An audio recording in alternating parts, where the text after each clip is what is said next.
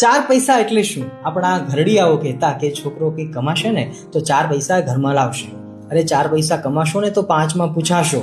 અથવા ચાર પૈસા કમાવા માટે જ માણસ રાત્રિ દિવસ કામ કરે છે. તો સવાલ છે કે આ કહેવતોમાં ચાર પૈસા જ કેમ? 3 પૈસા નહીં, 5 પૈસા નહીં? ચાર પૈસા કમાવાની વાતને વડીલો પાસેથી માર્મિક વિગતો સાથે આજે સમજીએ. પહેલો પૈસો કૂવામાં નાખવાનો, બીજા પૈસાથી પાછળનું દેવું એટલે કે કરજ ઉતારવાનું, ત્રીજા પૈસાથી આગળનું દેવું ચૂકવાનું અને ચોથો પૈસો આગળ માટે જમા કરવાનો. હજુ પણ વાતની ગૂઢતાને એક ડગલું આગળ સમજવા પ્રયત્ન કરી. એક પૈસો કૂવામાં નાખવાનો એટલે કે પોતાના પરિવાર અને સંતાનોનો પેટરૂપી ખાડો અને એની જરૂરિયાત, એમના શોખ પૂરા કરવા માટે વાપરવો. બીજો પૈસો પાછળનું દેવું એટલે કે પિતૃઓનું ઋણ ઉતારવા માટે વાપરવું અથવા પોતાના માતા પિતાની સેવા કરવા માટે, કારણ કે એમણે આપણું જતન કર્યું છે, પાલન પોષણ કરી મોટા કર્યા છે, તો તે કર્જ ઉતારવા માટે એક પૈસો વાપરતા શીખવું. ત્રીજો પૈસો આગળનું દેવું ચૂકવવા માટે વાપરવાનો, મતલબ કે પોતાના સંતાનોને ભણાવી ગણાવીને આગળ ઉચ્ચ અભ્યાસ માટે એટલે કે એમના ઉજ્જવળ ભવિષ્ય માટે પૈસા વાપરવા. અને ચોથા પૈસાને આગળ પુણ્ય જમા કરવા માટે વાપરવાનો એટલે કે શુભ પ્રસંગો, અશુભ પ્રસંગો, દાન અર્થે, મંદિર કે સંતોની સેવા અર્થે અથવા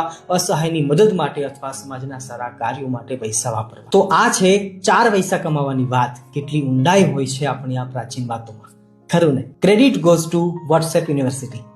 નમસ્તે.